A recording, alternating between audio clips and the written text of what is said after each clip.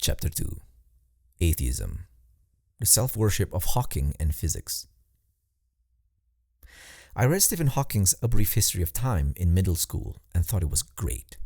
I also got a chance to see him speak in person when I was in high school.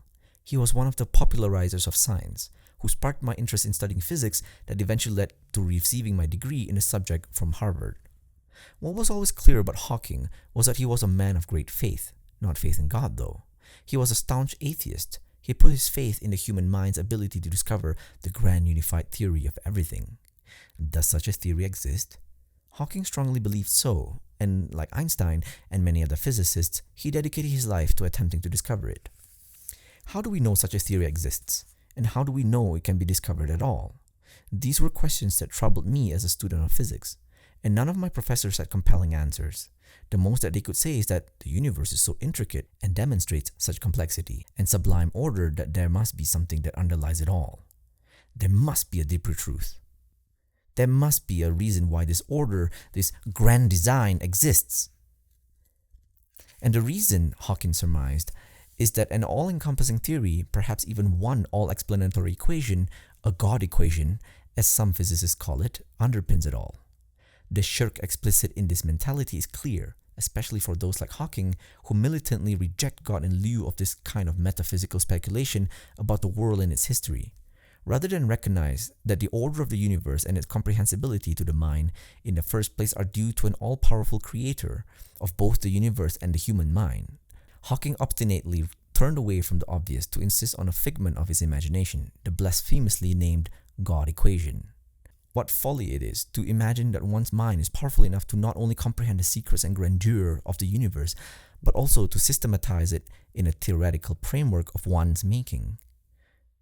This is nothing but self-worship, the kind of shirk seen from the likes of Iblis and Pharaoh. I find the first several verses of Surah Al-Mulk in the Quran very relevant to Hawking and his demise and the demise of those like him who worship their whims, thinking they are enlightened geniuses, but deluding none but themselves. Quote, "Blessed is he in whose hand is dominion, and he is over all things powerful, who created death and life to test you as to which of you is best indeed. And he is the exalted in might, the forgiving, who created 7 heavens in layers. You do not see in the creation of the most merciful any inconsistency, so return your vision to the sky. Do you see any breaks? Then return your vision twice again. Your vision will return to you humbled while it is fatigued. And we have certainly beautified the nearest heaven with stars, and have made from them what is thrown at the devils, and have prepared for them the punishment of the blaze. And for those who disbelieved in their Lord is the punishment of hell, and wretched is the destination." Al-Mulk, chapter 67, verse 1-6. Anything except God. Naturalists and atheists will propose any theory, no matter how outlandish, to avoid having to admit the existence of God. For instance, is the universe a massive computer simulation created by aliens? Very likely. Is the universe just one instantiation of an infinite number of other universes in a much larger but undetectable multiverse? Seems reasonable. Is the universe one massive integrated consciousness that controls itself? Probably. Is the universe just the disembodied intelligence of advanced alien life forms? Sounds cool. Is the universe the creation of an all-powerful divine creator? Wow, how irrational, how silly. Is this the Stone Age? You believe in fairy tales? Why are the world's leading scientists proposing these far-fetched theories in the first place? Because they realize that a purely physicalist explanation of the world cannot be adequate. They realize that a purely naturalistic picture cannot answer the biggest, most pressing questions.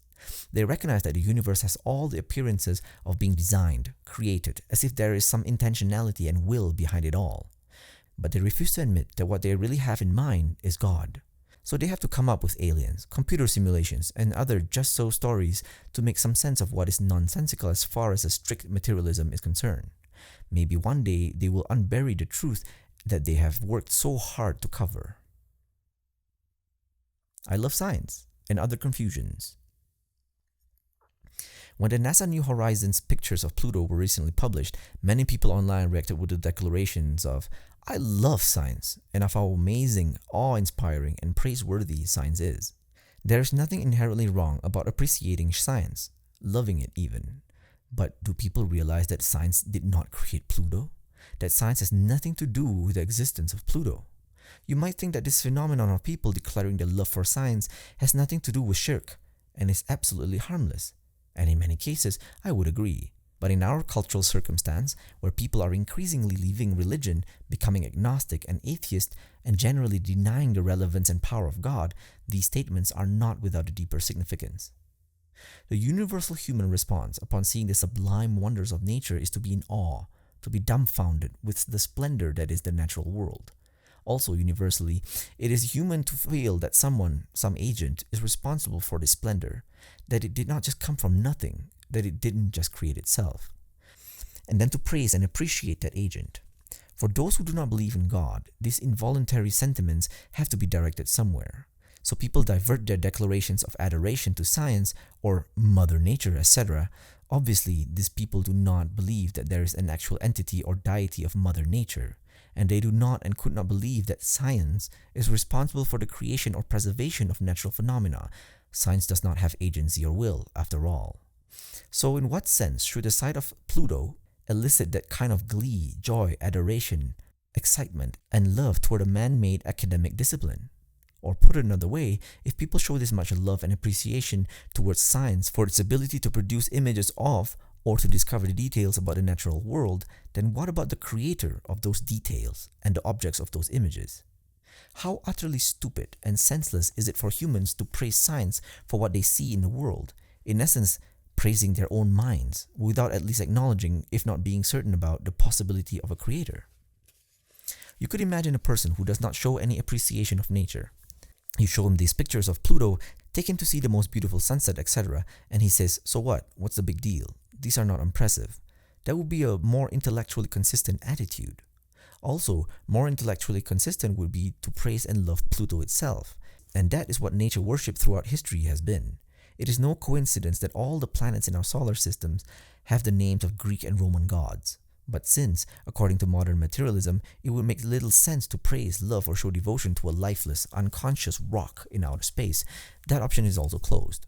So people praise science instead, as if that makes any sense. And the rest of us are left wondering how idiotic to deny a creator but also praise science. At most, science is a lens. If you were to read a food photo blog or architectural design blog and were particularly impressed with what you saw therein, you wouldn't gush over the photographer and ignore the chef or the architect, would you? That would be completely illogical. And if you believe that there is no chef or architect, that the cuisine or the architectural marvel built itself, then still, why praise anything? The photographer or photography in general has nothing to do with the object of the photograph. If photography is what is spurring this adoration, read a book on photography. If science is what is really praiseworthy, go read Newton's Principia. Don't browse space photos and spurt on about how mind-blowingly amazing science is. The self-defeating nature of atheism. Do we have a good reason to think that supernatural entities exist? Here is a reason. The vast majority of human beings throughout time have explicitly believed in some supernatural entity or entities. The fact that not everyone has agreed on what those supernatural entities are does not diminish the fact that these people all believe in some supernatural entity or other. Furthermore, these beliefs are held by people across the world and across time, independently of each other. The burden is on the materialist atheists to explain this phenomenon. If these beliefs have not been induced by actual experiences, then they must be the result of a state of delusion humans almost universally and naturally suffer from, or a predisposition humans have in making big mistakes about what does and does not in fact exist in the world. The delusions must be so strong, in fact, that they drive all these people to great lengths of religious devotion. In other words, these are not simply passing hallucinations. This delusion, i.e. the God delusion, must be deeply and consistently felt to such an extent that the people suffering from it don't even have the slightest clue about their mentally disturbed condition. But by claiming that human beings are prone to suffer from such deep and abiding delusions and are liable to make such significant cognitive errors, this does nothing other than impeach the human mind itself and its ability to accurately recognize and understand the world. But this, of course, undermines the very minds and hence the conclusions of the materialist atheists themselves, who put ultimate stock in the ability of the human mind to understand its place in the universe and discover its greatest secrets. In other words, the recognition of the supernatural is so universal and hence so inherent to what it means to be a human and the human mind's experience of the world around it that to discredit that general notion of the supernatural is to discredit the human mind itself and humanity's capacity to be in and experience the world as it really is. That is what materialistic atheism has committed itself to, not realizing the self-defeating nature of its program. Unintended implications of atheism. Materialists, naturalists, and atheists have a long history of denying the existence of things that do not fit into their very narrow, limited conception of existence. God is always number one on their list of targets for denial. But what the public does not realize and atheists do not publicize is that their naturalistic, materialistic philosophy requires the denial of much more than God. They do not want the public at large to be aware of this because then the people will wake up and see what a silly picture of the world these philosophies commit one to. For example, the strict scientific empiricism required by new atheists, and the idea that the only things that exist are those observable, detectable by science, also requires denying the existence of the mind, and certainly the minds of others. Science has not detected the mind. Only electrical signals in the brain can be detected, but that is not the same thing as the mind. Have you ever seen someone else's mind? Have you ever experienced their inner thoughts? Have you felt their emotions? No. All we can see is an external behavior. The internal mind of others is inaccessible to our perceptual faculties. So does that mean that we disbelieve that others possess consciousness like our own? If we consistently apply the standards of scientific empiricism used by atheists, that would be the inescapable conclusion.